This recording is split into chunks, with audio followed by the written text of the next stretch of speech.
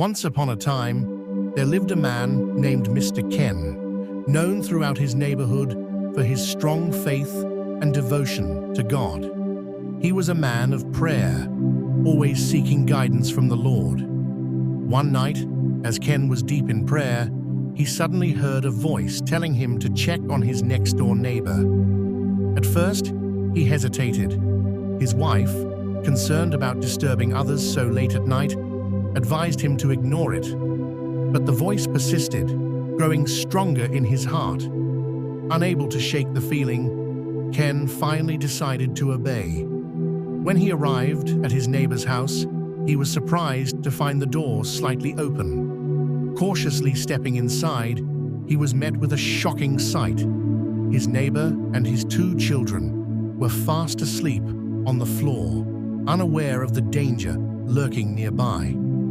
In the corner of the room, an electric kettle had caught fire, and the flames were moments away from spreading. Without wasting a second, Ken rushed forward, unplugged the kettle, and smothered the flames before they could cause serious harm. Then, he gently shook his neighbor awake. Startled and disoriented, the man sat up and gasped when he saw the smoke lingering in the air. "Ken, what are you doing here?" he asked, his voice filled with confusion and relief.